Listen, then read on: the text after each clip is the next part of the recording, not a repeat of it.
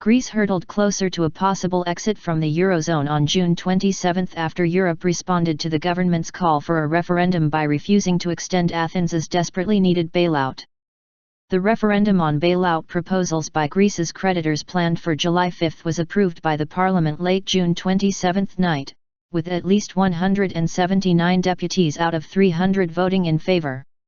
In a speech before the vote, leftist Prime Minister Alexis Tsipras said he was confident the Greek people will say an emphatic no to the ultimatum by the country's EU-IMF creditors, but a big yes to European solidarity. The proposed referendum would ask Greeks to say yes or no to the measures submitted by creditors to Athens on June 26 at one of the final rounds of negotiations ongoing since late February. Long queues formed at cash machines across Greece on June 27. As fears mounted, capital controls may be introduced as Athens looked all but certain to default on a huge IMF payment due on June 30. The European Central Bank is set to meet on June 28 amid fears Greece's banks will be unable to open next week, while Germany said the eurozone would do everything to stop contagion spreading through the single currency. Tsipras announced the surprise referendum in the early hours of June 27, saying he had rejected a debt deal because it involved further austerity measures that would cause humiliation to the Greek people. Angry eurozone finance ministers accused Greece of unilaterally breaking off talks and said they would not extend Greece's bailout past June 30, the same day a €1.5 billion, $1.7 billion, payment to the International Monetary Fund falls due. It was not us who walked away from the talks, it was the Greek government that walked away, a grim-faced Eurogroup president Jeroen Dijsselbloem said after tense talks in Brussels. But he added, "Our door is always open." EU heavyweights Germany and France swiftly insisted Greece would remain inside the 19-country eurozone, even as fears grew about the future of the single currency itself.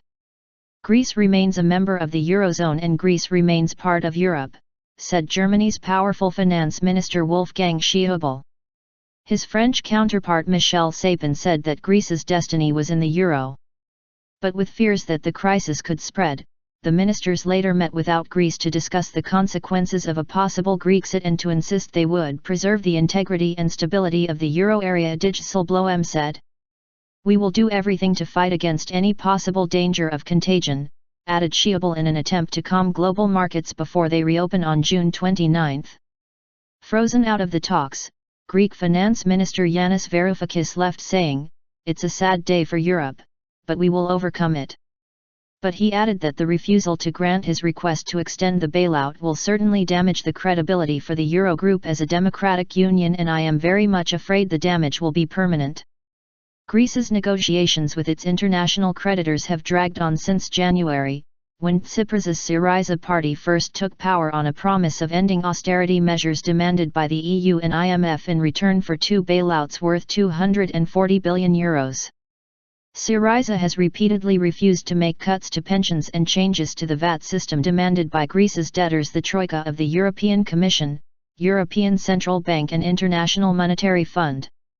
A week of intensive talks in Brussels ended with Greece's creditors on Friday offering Athens a 5-month, €12 billion extension of its rescue program, on condition it committed to fresh reforms. According to two polls published in the June 28 press, carried out just before the referendum was announced, a large majority of Greeks favoured a deal with the creditors. Greece was stunned by the referendum announcement by radical leader Tsipras, which came just hours after he had been at a summit with European leaders in a bid to end the crisis. Queues built up at cash machines in Athens as fears mounted that the banks would not open on June 29 and the government could impose capital controls to stop more deposits fleeing the country. ATMs in the Greek parliament ran dry, while in Greece's second city, Thessaloniki, some banks have run out of money, according to an AFP reporter. "I have a shop. I came to the bank to withdraw as much money as I can in order to cover the needs of my shop for next week," 42-year-old Maria Kalpakidou told AFP. Demand at petrol stations was also said to have heightened, but there were no fuel shortage problems, according to state news agency ANA.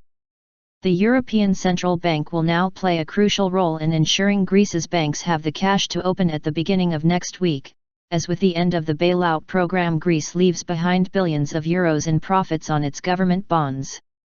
Two top Tsipras aides met ECB head Mario Draghi in Brussels on June 27.